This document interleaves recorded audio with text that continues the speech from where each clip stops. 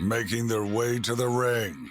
Talking about the world of professional wrestling, the team of Jeff Martin and the Trendsetter, Bryan Burga, the Jersey Wrecking Crew.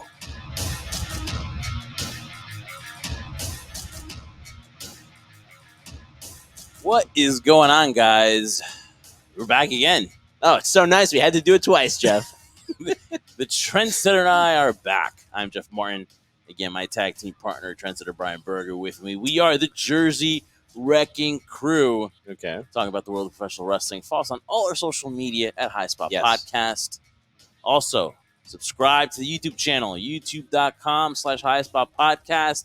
Hit that notification bell and make sure you're part of the HSP YouTube channel with new episodes. So you know when new episodes are up there. You got Marty Elias interview there from Monday, which we promised you some interesting stuff there. And today we're going to talk about, let's say, Fight for the Fallen, because Chris Jericho had an amazing match with Nick Gage. We're going to gauge the interest of the Trendsetter here and what he thought about the match, as well as myself. And also, I'll talk about Chicago, because AEW seems like it's all about Chicago now. So we'll see a special announcement that they made this past Wednesday night on Dynamite. We'll get into a little bit about the WWE. We'll go around the Federation, I guess, in just a little bit. But Trendsetter, how you doing, man? How is everything? You ready to get the show started? Oh, I've been ready since the beginning, Jeff. I mean, yeah, you're definitely more prepared than I was today. This week. Exactly. Yeah, you're definitely in the zone. I zoned out a little bit. I guess it's age because my birthday's coming up and I'm dreading it. But so that's the reason why you've been in the mood that you've been in so far. Yeah. Yes, you know, I deal with this on a weekly basis with him on the show. You have no idea what I deal behind the scenes in terms of dealing with them, constant texts and short-tempered, bothering fuse, you, and my short fuses. So yeah, but let's have fun though today, Trendsetter. Let's change all that. Yeah, as opposed to any other day where we don't have fun, right, Jeff? Exactly. But no, Jeff, I can't recall how excited I've been a week of wrestling that I am now. I mean, we're reaching towards the end of summer. Not going to be a downer here, but this wow, from the a guys lot of telling me things. not to talk about the weather and well, I'm not talking about the weather. season. I'm just saying we're leading to the end of summer, No. and what better way to end the summer than what we're seeing right now in terms of the weeks that have led up for AEW and WWE programming. Why are you excited though? Like, because you're a very hard guy to just show emotion wise, and that's why when you really are excited about something, it's special because you actually. Trendsetter is actually showing some emotion. It's like a solar eclipse. It only happens so often. Yeah, exactly. Mm. So that's why I'm like, you're saying to me, I'm excited. So that it just in general takes a lot for you to say. And is it because AEW always is delivering? Is it because all these news and headlines that are coming out of AEW, like Daniel Bryan, CM Punk? There's even a Brock Lesnar report earlier this later on in the week. As we close this week, a Brock Lesnar rumor, which you're like, oh wow, him too. Or is it just this feeling that it just seems like right now that wrestling is making a resurgence? Like, what has you excited? Well, you kind of said it all, basically. So I don't really need to answer. Well, question. I'm asking you. No. I'm asking. You're stealing you. my mantra. I'm always asking you questions and answering them for you. Don't steal my shtick. That's my shtick, man. Well, I'm just giving you some examples, and I want you to tell me: is it all of it? Is it one thing? Like, what is it? I mean, inquiring minds want to know. Basically. Option D, all of the above. All of the above. No, but the main thing that has me excited. Way out. And no, it's just the truth.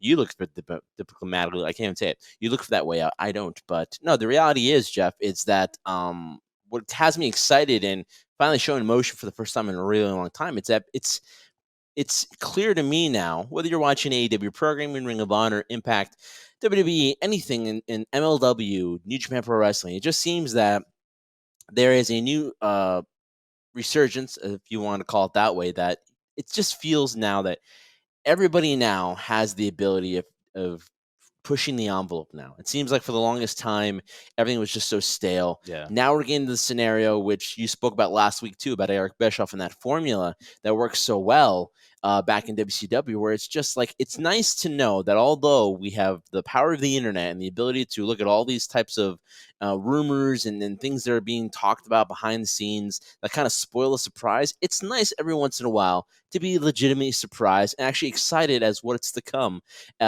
taking me back to the days where, you looked forward to watching the Monday Night Wars. Not comparing this to that, but you looked forward to what each week brought because it brought something different to the table. All right, so we usually start with AEW, and of course, another great show. We'll get into that, but we got to maybe delve into this just for a little bit. And that is Vince McMahon finally spoke about AEW. Now, not the way you would think, though, because again, he wasn't provoked. There's not really not emotion, just answering a question because they have their, financial quarterly meetings. And so he was asked about AEW and just exactly, what exactly are they going to do anything to combat these recent signings? And he had something interesting to say, which is noted, which I think we should talk about here. He basically was like, "It's certainly not going to be a situation with WCW where it's the rising tide, because that was when Ted Turner was coming after us with all of Time Warner's assets as well. That was a different situation. AEW is where they are. I don't know what their plans are. I only know what our plans are. I don't consider them a competition like I would WCW back in the day. Nowhere near close to that, Vince McMahon." Listen, we said this before. I think this is a war that a lot of people want to make up because they either read about the Monday Night Wars, whether they read about that Attitude Era and just how serious it was, because it wasn't like this thing where wrestlers are signing here and there. There's actually a company that wanted to put the other one out of business, and it was basically surviving for your life. And if you're going to compare it to this, I really would ask you to do your research and look at the different situations and scenarios that this was, because it's a different time, it's a different era. There's two companies that can strive now. I think WWE has, their ideas and what they want to do, and it's worked for how many years. And right now, AEW is capitalizing on those fans that are kind of like fed up with what WWE does, because it's that, put smile on people's faces, family show. And AEW is capturing that real wrestling fan that, that wants that extra flavor, like the Trendsetters all the time, all the different flavors out there of ice cream. And Baskin Robbins. yeah, and I think AEW does a better job. Their product is a little bit better, and they just are telling stories and they make things more important. Now, is this a war? It's a war in your fans' minds, and it's a war between AEW fans and WWE fans that are loyal, and they want this, like, oh, if you watch WWE, you can't watch AEW.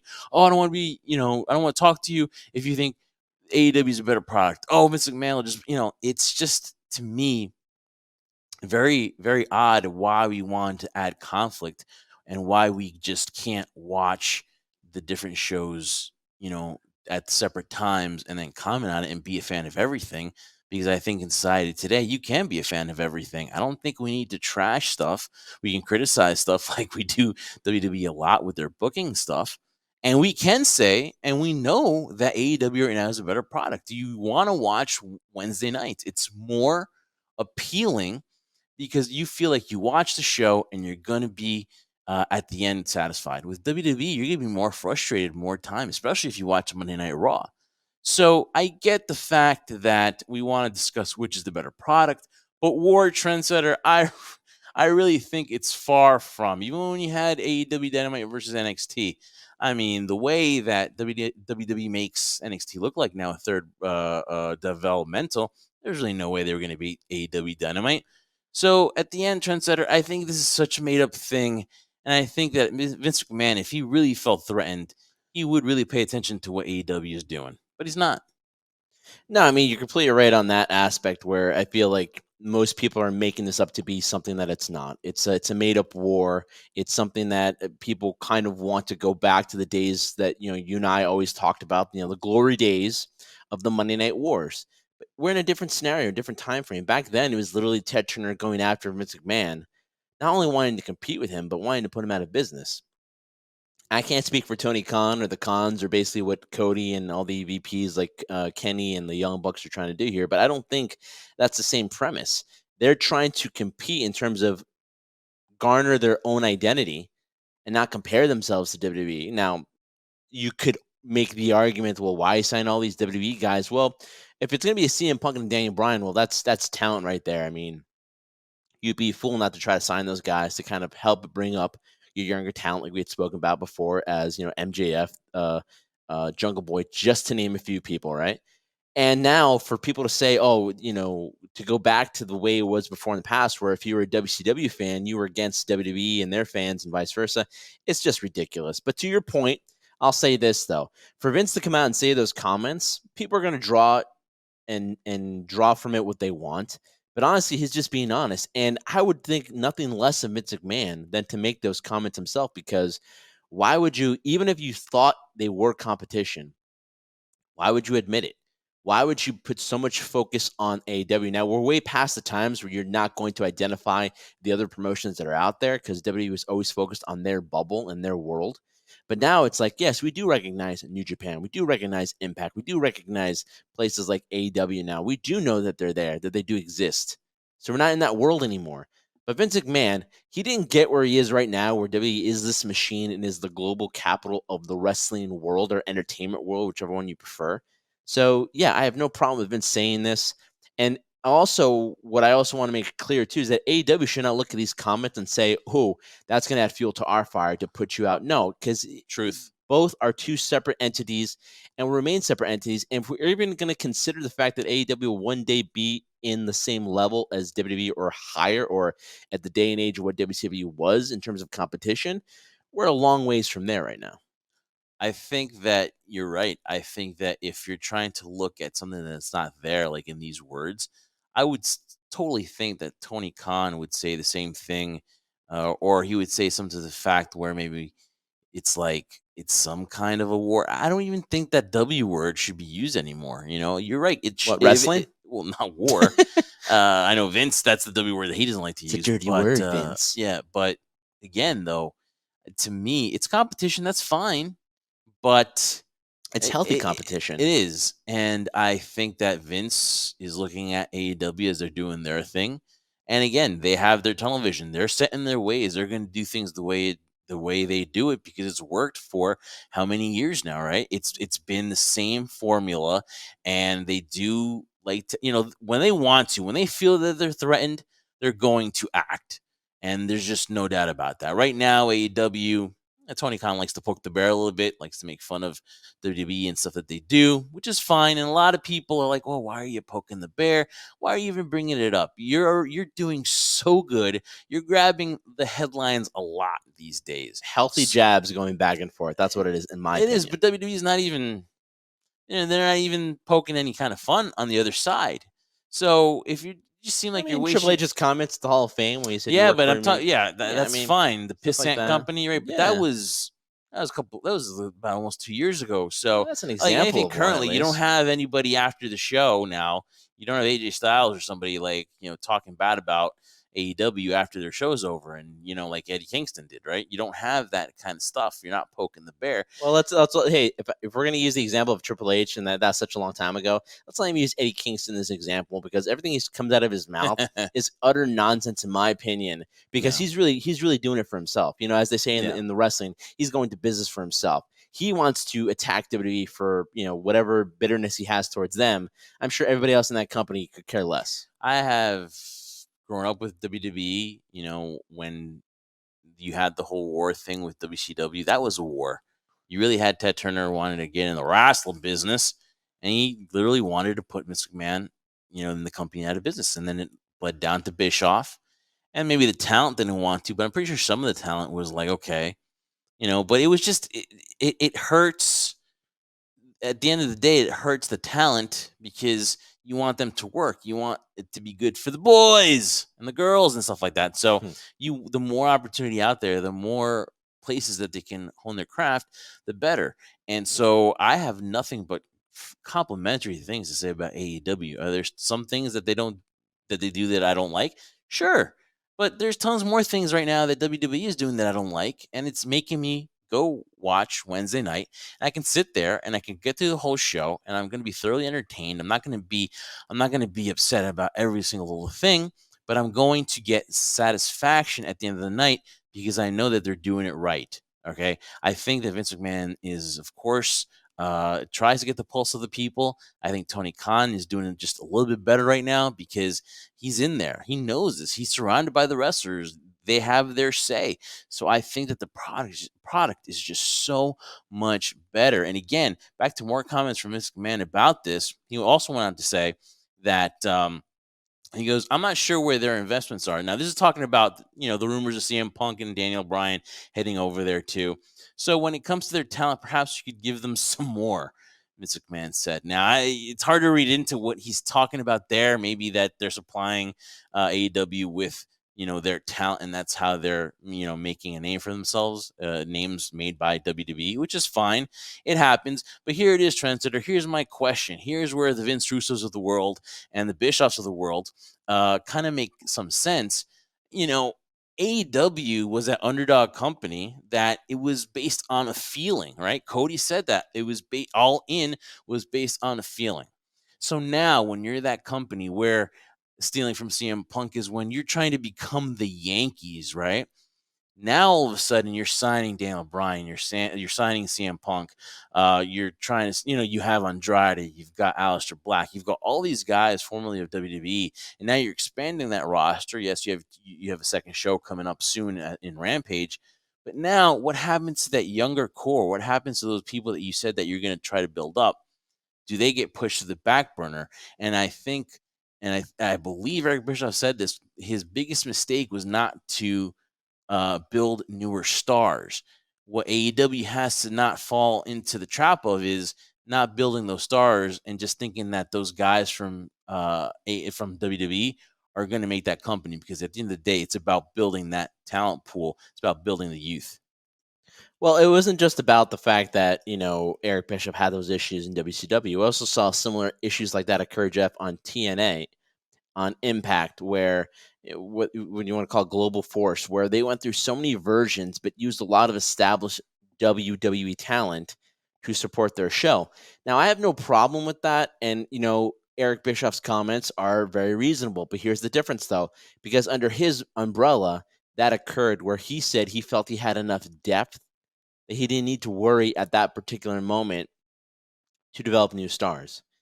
I can't speak for Tony Khan. I can't speak for AEW management, but you would like to think that you do not want history to repeat itself. You're right. Everyone that's been released, or for majority of everyone that's been released from WWE, has now made their way over to AEW. What does it do?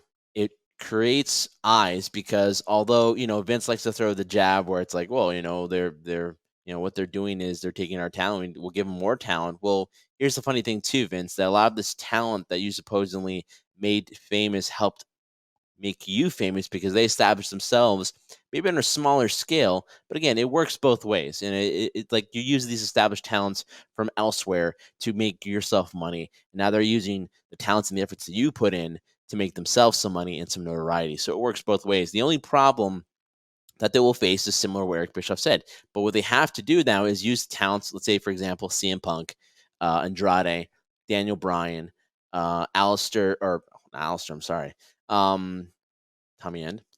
But with those guys to help establish this younger talent, there could be a balance there. And for the mere fact that you're going to have a second show now, similar to WCW Thunder, right? Or you have Raw and SmackDown. Now you need more of that established talent, though, to help support that second show. Not to mention the fact that if we're talking about young talent and maybe a third promotion, let's use the comparisons here. For WWE, you have Raw, SmackDown, and you have NXT as your developmental, right? AEW, what do they have now? They have Dynamite. They're going to have a show on Friday, and now they're going to have AEW Dark. So AEW Dark is theoretically their third brand where they can help bring younger talent up before they get to the main roster. So it works still. But the mere fact they have to make sure that when you have the established talent working with guys like Jungle Boy and MJF, just to name a few there, they have to be able to use them the right way to make sure that they make these guys look good, because ultimately everyone we just mentioned, they're not the future of AEW. And we have to make sure that the Khan family and the VPs of Kenny, Cody, and the Young Bucks know that. And you like to hope they know that. I think they do. I think they obviously have that template from WCW. So I think that somewhere there, Tony Khan maybe highlighted it in his highlight marker that, hey, let's not fall into that trap that WCW did with, these older wrestlers and then not making talent. Because you have guys like Jungle Boy, MJF, Sammy Guevara there.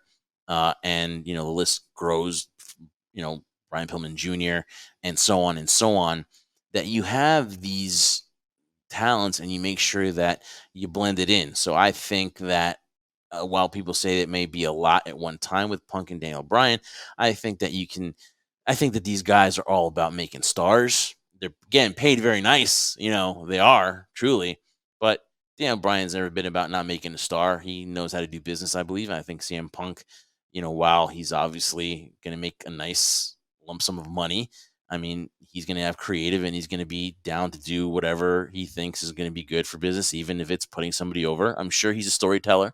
I'm sure he has no problem doing that and making stars. It's just doing it, with the idea of building for the future. And I think that WWE needs to make stars, man. They need to make some stars. That's another huge problem that they're not doing right now. And so while everything's great on a positive financially for WWE ever since coming back to live touring, everything seems great. SummerSlam, I mean, that building is going to be sold out. The live tourings, they had sold out arenas so far. I mean, they're doing some stuff in the future that's going to be revenue generating. But there's also the belief too that the companies, that the networks aren't really happy with WWE for actually letting go of guys like Punk and Daniel Bryan. But we'll see what happens, though. We will definitely see what's in store. It's going to be exciting, though. When you see Punk debut, when you see Daniel Bryan, Bryan Danielson debut, it's going to start something, because right now it's talks and we're all booking, right? We're all saying, hey, this, that. But when it actually happens, we're going to see how WWE reacts. And at the end of the day, that's what's going to happen. And one question to you before we move on. Yeah. And I think this is very, very something that's down the road. But if WWE once, because they threw money, there's a point last year before the pandemic, they were throwing money at people just to sit there. We had to get this independent guy, we had to get this female talent, we have to do this and that. And they did.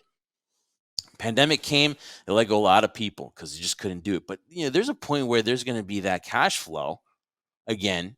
And if they want somebody from AEW, they're going to most likely get them. And that's when we're going to see when this feeling is going to overtake the money. The money. It's all about the money, right? Eventually, one of these loyal AEW guys is going to cash in on WWE's money. And the second I said that, Trendsetter, I got a little blasted on social media because they're like, well, Khan has more money, 4 times the money of Vince McMahon. That's fine. But I'm talking about someone is going to take that WWE money, because let's be honest. Is AEW making money? Are they? Are they are they making money like WCW is making? Are they making revenue? They're not touring, from what I know.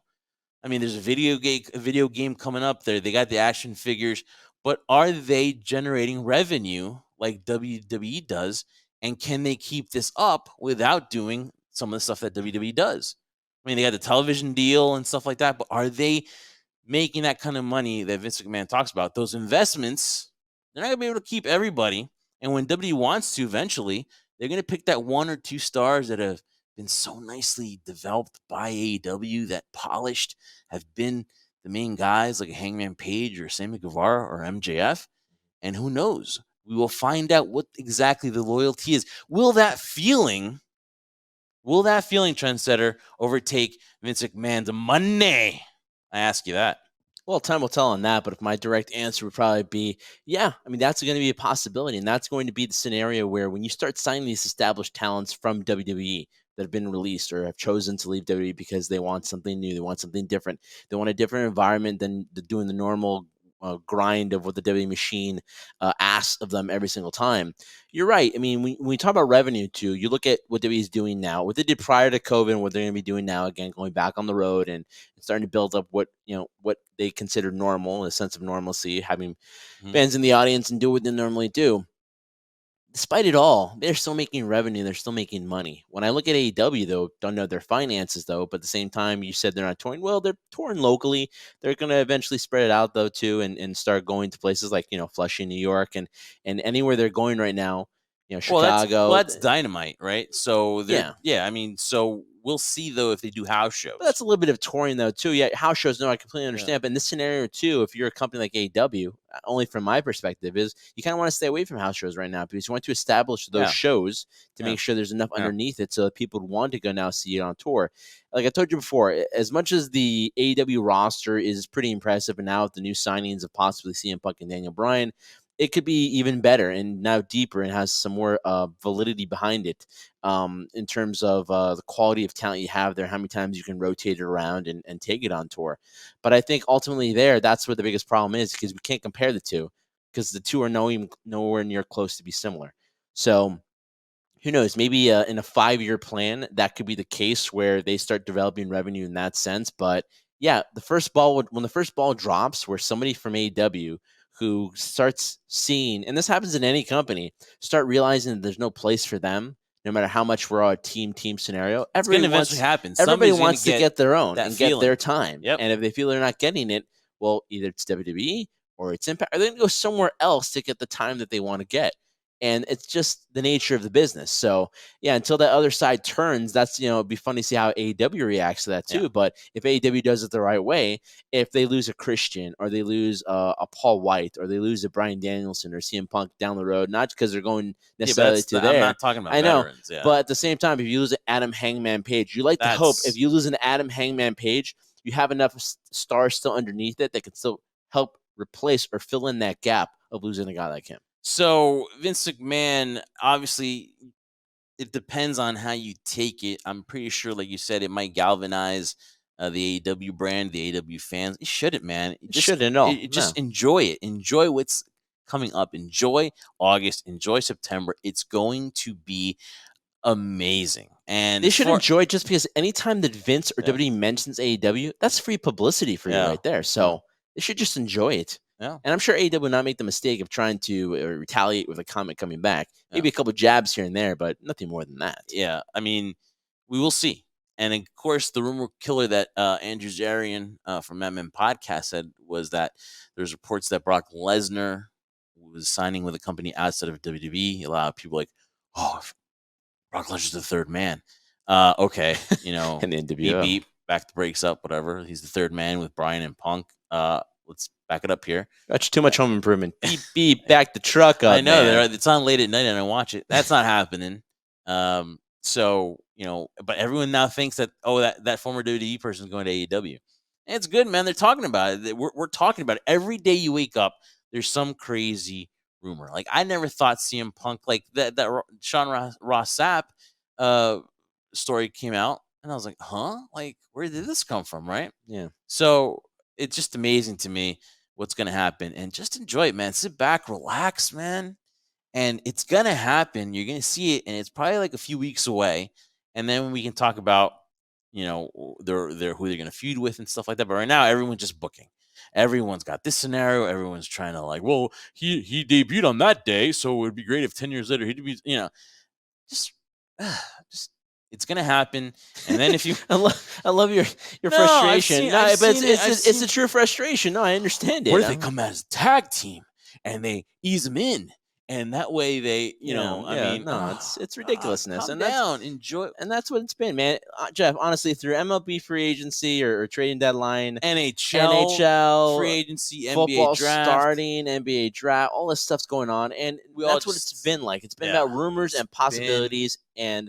Basically, I've tried not to waste my time, and hopefully the members of the crew and yourself, and not wasting our time worrying about the things that are scenarios that we don't know if it's going to happen in the near future. Similar to what you just said, too, and it's very easy for you and I to say this, right? Just enjoy it, because we're all critical. Yeah, right. We all want to be bookers. We all want to be that Monday morning I'm pretty quarterback. Sure people are watching the show and saying, shut up. Yeah, exactly. I said, you shut up, too. It's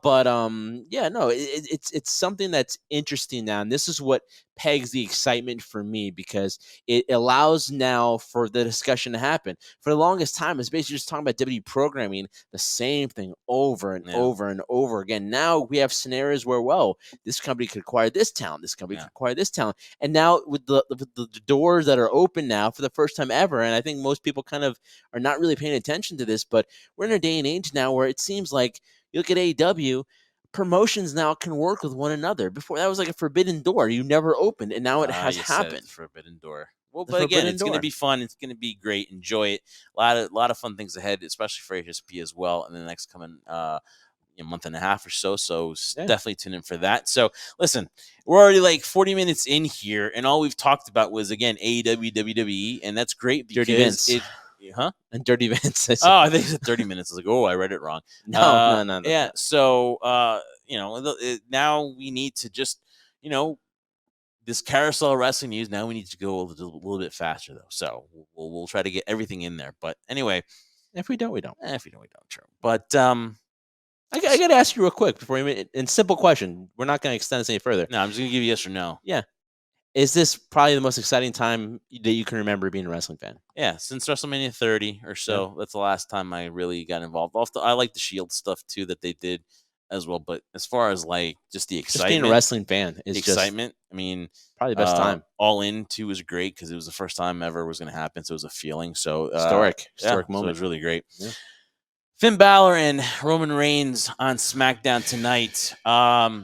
So we know Cena and Reigns is going to happen. Yeah. Finn Balor is like you were telling people. I think you were telling the Godfather when we hung out with him finally, that you thought it was just like an in between thing, right? It's like Finn Balor is just like the intermediary guy, right? Yes. So looking forward to this match tonight. Looking forward to it, yes, because these two work really well together. Yeah. As much as I've given beef on Roman Reigns in terms of a character, I have never really taken away from his in-ring skill. But then when you're a babyface and you're trying to make everybody like you, it looks terrible. He is at peak performance, Roman Reigns. Yeah. And knowing what Finn Balor brings to the table since day one we came with the company, it's just a formula or a recipe for so good. So I'm looking forward to that. But like I said before, I spoke to the Godfather, spoke to you, and I'll say it here too. It's unfortunate that we have to see this. Not that it's on a SmackDown, but we have to see this because Finn Balor seems to be somebody who's just kind of in between. After everything he's done on the developmental brand, right, to reestablish himself as somebody who is a moneymaker, a draw, somebody that you can look at with conviction as a character. And now for him to work now with Roman Reigns, which is great, but, it's going to most likely be a one and done, and it's just leading to John Cena. I think it's just unfair because Finn Balor has so much more to offer. Now, if Finn would work after John Cena, and this is going to lead up to The Rock later on down the road, no problem with it. But come on, we can't give Finn something more than just this. I mean, it's a main event on SmackDown, probably. It is going to be a main, because it's Roman Reigns, right? It's going to be a main event. But in terms of there should be more behind this. There is history between these two. And there should be more behind it, and we're not getting that, unfortunately. It's more of just, I'm challenging you, and it's great how Finn's covering up his receding hairline now with his hair going forward. I find that funny, but it's Finn basically just challenging Roman, and Roman's like, yes, I accept your challenge. I won't accept John Cena's challenge, but I'll accept yours because I can probably easily beat you. And that's the downfall, that Finn Balor is going to be just another victim. And it's always about this to me. Wins and losses don't matter in wrestling. I understand that, but it's the perception of it. You have a guy like Finn Balor get beaten up by Karrion Kross, making Karrion Kross look like $1 million. Karrion Kross then goes to Raw, loses his first match to Jeff Hardy, who's basically a jobber at this point, and cheated to beat Karrion Kross. So now everything he did there meant absolutely nothing to help him establish himself here, and now he most likely will lose to Roman Reigns. And for what? So what was the point? What was the excitement of bringing Finn Balor to SmackDown? No. It's typical WWE storyline right there. So AEW. That's it. I'm done. We always talk about AEW. We always started off and Fight for the Fallen and disappoint. I really love the intro by the Elite. I think that was super cool, super funny, it was hilarious. Good. It was hilarious. Especially, and also Hangman Page with Dark Order. That was great. That's great intro. That's great production. Got the crowd psyched. That crowd was psyched anyways. Mm-hmm. And I think it was a great start to the night. I thought that was going to be the main event. I really did. Because you had, the world champion Omega and Hangman Page in there, along with the Bucks, and of course, Gallows and Anderson. I love that they're doing warm-ups. They're playing the basketball music. It was tremendous. Doing warm-ups. It's amazing. It was amazing. Again, really nothing bad about Genius. that. You got a lot of stuff in. You had the crowd entertained for like 20 minutes. That match was great. Great starter. And then just everything followed. It was great. I'm gonna sound like a broken record here, Great. But it was great. Because the audience was, Jeff, they could have gone out there and shot hoops and They just could have done played that. They could have played a 5-on-5 basketball game for all you. And the crowd would have Yeah. been entertained. And that's just I hate to say the word desperation, but the urge of the fans just want to see something different. But they know and it's that's a what good they product, though. They Yeah. it's because in the they ring know they're how to going to deliver. They know how to yes. entertain. So that's another thing too. Then we get to the main event, which again last week I blasted Nick Gage and what I thought of him. I told people what I thought about the death match, whatever. But I don't look down on it because if you're entertained by that, there's different kinds of wrestling. So it's just not my cup of tea.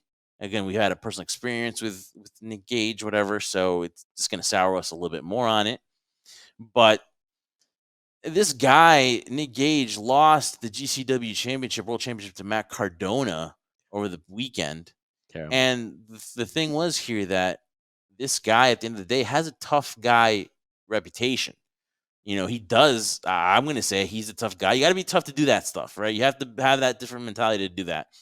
Matt Cardona went in there and he went to that level. And why I watched snippets of it, because it's not my cup of tea. It was weird. I actually thought that, goddamn, Matt Cardona actually changed his image and actually in one night was able to turn around, because I thought he was this bougie wrestler, had the pretty face. I can't get it messed up. Nice tan, nice body. I'm an action figure guy. I'm a little, action figure dork. But in one night, kind of convinced me and took his reputation to another level, because it really does take a special kind of person to do these things, because you're going to get sliced up. You're going to bleed. You're going to get pizza sliced in the tongue or in the forehead. What's going to happen. It takes a special dude to do that. And I'm going to give credit to Matt Cardona, because I think his image is perceived a different way today than it was last week. I give Matt Cardona a lot of things, but credit is not one of them, though. And the reason why I say that is because, for the longest time he was under the whole persona of Zack Ryder.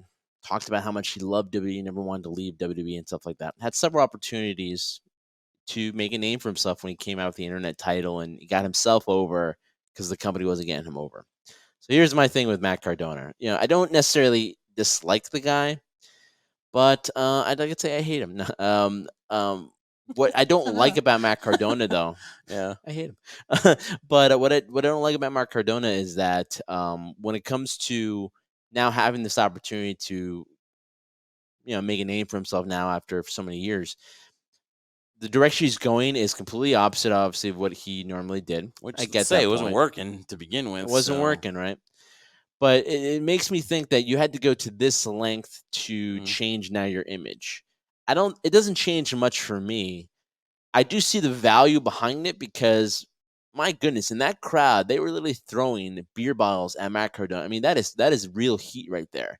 But yeah. But how much is it heat because Matt Cardona is doing it, or that he's just that old WWE guy beating our guy Nick Gage? It's everything Matt Cardona stands for. Yeah, that the audience detested. Exactly. And if you go in there in that crowd, trust me, there's no plants. There's nobody that they hire to throw bottles or water bottles or beer bottles or anything or debris at Matt Cardona. That was one of the most genuine things that a crowd has done in recent time, because you can't throw stuff in WWE, you can't throw stuff in these bigger leagues and stuff like that. No insult to GCW, but it just was an organic emotion from the crowd. And yes, Dave Meltzer, you can shit on it and be like, these marks are throwing stuff, but you think about this. When's the last time you saw that? When Hulk Hogan was the third man. Yeah. And you got heat like that. Every single Monday night, people were throwing garbage in the ring because they hated the New World Order. So now he wants to make GCW. He wants to make that company. He wants to turn it for the better. He wants to be the face of it. And it's going to get tons of heat, because that's the gimmick. That's what's going to happen. While he's trying to do good, it's actually doing bad, because that's not how the company wants to be associated with. But I will say this, that it did change my perception of Matt Cardona, and it's just because of the images. Images are strong, dude, right? Images will stay in your mind. And those images that I saw from Saturday, are going to be, when I see Matt Cardona now, I see that match. I see him bloodied, being thrown out debris, being that heat that he received. So I think it changed my perception. It's just what happens after. Because when you see on Impact Wrestling, he's tag teaming with his fiance Chelsea Green, and it's that Mark Cardona that, again, that guy that we thought of before he did that match with Nick Gage. So we'll see. And that's the point. It got him trending. It got him over. That's the point I'm trying to make here, Jeff. It takes something like that for someone to change perspective. I don't agree with it. That those types of death matches to me aren't my cup of tea. I don't understand them. I'm not going to fault people who do that, because if that's the way you want to go to get yourself notoriety, hey, by all means, go for it. You do what you want to do on your own time is your time to get yourself that popularity. But if I'm going to say that's a match that will go down in the annals of history as one of the greatest matches I ever saw in my life, I'm not going to say that, because it wasn't. It was just purely a match of just throwing objects at each other. So when you and I talk about the history and the chemistry, and I'm not trying to be an historian here, but I like to say that I'm sure I've seen 10 million death matches similar to that, and so that didn't separate itself for me. So for that, it didn't really change my perspective of Matt Cardona. It's cool to see he got that much heat, but at the end of the day, Matt Cardona is still the same guy I saw yet. Until you can do that on a bigger stage, and like I said, I'm not trying to offend GCW, but until you do that on a bigger stage, you haven't proven anything to me. I'm sure you could care less, and I could care less about him. Crap. I'm sure that'll make him want to come on the show. Oh yeah, cool. Shucks. So then we go. So then we go to what we saw. So coming off of basically over the past weekend, Nick Gage gets his payday, gets national TV time, and I thought, to me, honestly, that when it started, that I thought Jericho was just tainting his legacy. But what it ended up showing me was that Jericho is not beneath anything to do stuff. Yeah. He's a locker room leader. He didn't need to do that. He's a company man. And he's a company guy, and he wants to take AEW into this. He'll try new things, right? So he had, he narrated that Dark Side of the Ring, the Nick Gage thing. So obviously he was intrigued by the story. Obviously, doesn't disrespect death matches, right? So he did that, and it was amazing. While I didn't like the match, I didn't hate it, and it was what it was. Let's just say it wasn't a Matt Cardona type of match. It was different. I'm surprised TNT let that happen, but I guess Tony Khan talked to them and this was going to happen. And who knows? Will we see more? We don't know. But it was part of the. Do you want to see more? Not really. In your opinion, I don't really want to see more of it. Not really. No, I think once was enough for me. Yeah. And again, Chris Jericho. That was actually more violent. I'm sorry to cut you off. That was more. No, not really. But that was actually more violent than Kenny and Dean, John Moxley, when they did that death match themselves, where the ring was supposed to explode. All saw these firecrackers. Yeah. If that was your example of a death match, then Jericho and Nick Gage set the bar of death matches. So now Chris Jericho, I don't call it the labors or whatever they're talking about, that where he's got to do all these things to finally take on MJF. I'm going to call it the 5-step program. And I think that that Chris Jericho, 5 steps, you got to complete them to get to MJF. It's much simpler. And I don't embarrass myself trying to say labor of whatever. So next week, it's going to be step 3. And listen, I think this is great. I think that AEW again knows the pulse of the fan. They remember storylines. They actually remember stuff that happened a few months ago, right? And they mentioned Juventud Guerrera. And we're going to get Chris Jericho versus Juventud Guerrera next week. He's got to win the match with a top rope maneuver. He must win that. The 5 labors of Jericho. I'm amped up for this. Simply because Chris Jericho's bleeding there profusely, and he's looking up, and I love the fact that they didn't even have Juventud Guerrera come out. I haven't seen him in a long time. I want to see if he can still go. I have not kept up. I'm pretty sure he still wrestles in Mexico, but I want to see Juventud Guerrera 20 years from now.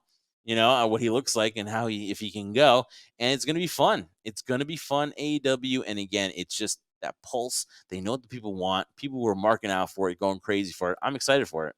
I'm excited for it too, and you could see Chris Jericho's expression towards the end when that was announced. They actually remember storylines. In a bloody pool of his own blood, head on the turnbuckle, oh my God. And it wasn't because he had to face Hoovy. It's that he has to be in the ring now with the ugliest man in professional wrestling, Juventud Guerrera. I feel bad for Jericho. I'm sure he'd rather go through Nick Gage again than to have to step in the ring with one of the ugliest men in professional wrestling. But hey, that's just the sacrifice Talking that Chris from two very Jericho handsome guys right is. now, Hey, I'm not one to talk, right? But still, Yeah. I'm not Hoobie. Yeah. But thank God. But yeah, that just shows you what he's willing to go through for us. Yeah, and to get to MJF. And did you find it funny, Jeff? You and I never really talked about this before, but I mentioned to you this, right? Cody had to do something similar to face MJF. Yeah, you're not a fan of this. And now Jericho's going the same thing too. I mean, hey, it's cool because they're making MJF into a bigger deal right now. He's not a champion right now, but it's like, wow, like why do I have to go through all this stuff just to face you? You think AEW management would just say, hey, do you two want to face each other? Let's do it. Where does MJF get all this power to dictate? If you want to face me, you have to go through all these 5, 10, 15 stages. When was that? I'm like, hey, see you later, man. I don't need to bother with you anymore. But it's entertaining because, again, it makes MJF into a bigger deal right now. Part of an organization where, you know, he isn't the AEW champion. He isn't the TNT champion. He's not even in the scenario right now of that particular story in terms of his projection. Might change after Jericho, but it's cool because, again, it's making him more important right now than those individual things, and it's giving him a niche where you want Jericho to get there. And is it going to be worth it? So it'll be interesting. It's like a video game. Rapid fire, Trendsetter. CM Punk, the teases begin. You saw Darby Allin. They promoted the show. Who? They promoted the show, United Center, in August. The first dance. I've always been a fan of the United Center. It's this huge arena, over 20,000 people. And you see the tease. Darby Allin talks about CM Punk, where he says best in the world. Now, is there a chance that we see CM Punk a little bit earlier than we thought at the United Center, or where the lead-in starts for All Out? Well, yeah, I mean, if there's going to be any special way of doing it, we thought All Out right in Chicago. But if we want to set up to a match to All Out, United Center. I mean, I can't remember the last time there was wrestling in the United Center. Yeah, for them a while ago. And then they're going to sell out that building.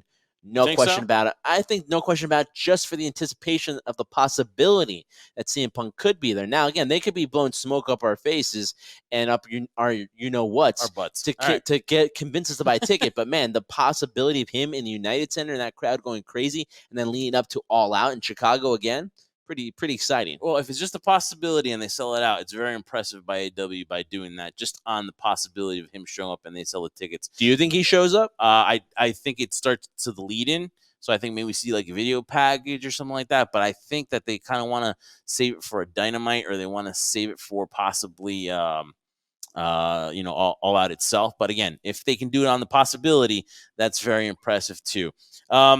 Listen, so there's going to be a great show next week for AEW Dynamite. They return to Jacksonville, and you're going to get Cody and Malachi Black. And again, that's another impressive matchup. The lead-in has been great. Yeah. I'm excited because, again, they space it out. They make it seem like it's a pay-per-view. So they plan weeks ahead for this, and they give you that anticipation, and now you want to see it. That's going to be, again, a matchup that I'm looking forward to seeing next Wednesday night, and why AEW does it the right way with this build-up. They do, no question about it. You have that classic good versus evil. Malachi in the black, Cody in the white.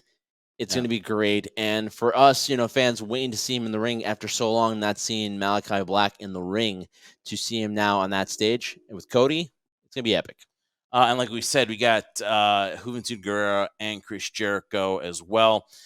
So it's going to be, again, another great week of wrestling. Again, if you want to see that, tune into that Friday Night SmackDown, Finn Balor and Roman Reigns. If you want to see rematches, watch Monday Night Rematch on Monday nights. So again, it's going to be great. It's going to be awesome. Trendsetter. We are the Jersey Wrecking Crew.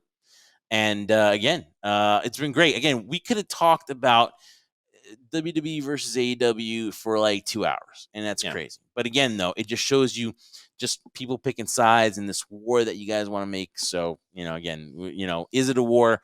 We'll let you guys decide, and we're just going to sit back and it's going to happen in a few weeks. Looking forward to it. Yes, Looking it's forward going to to it, happen in man. a few weeks. I can't remember the last time I was excited, and I know you guys, the crew, are excited as well. But you know what? It's not over yet. The summer's going to end with a bang, leading into the fall and into next year. I can't wait. I am so excited for all the possibilities that might happen. So for that, we thank you guys so much for listening to the HSP podcast. For my tag team partner, the Scoundrel Jeff Martin, I am the Trendsetter, Bryan Burga. We are the Jersey Wrecking Crew. And we do this for one reason and one reason only, guys. And it's so good to say this. We do this for you, the crew. And subscribe, guys. Subscribe to the show. YouTube, notification bell, subscribe. We gotta eat.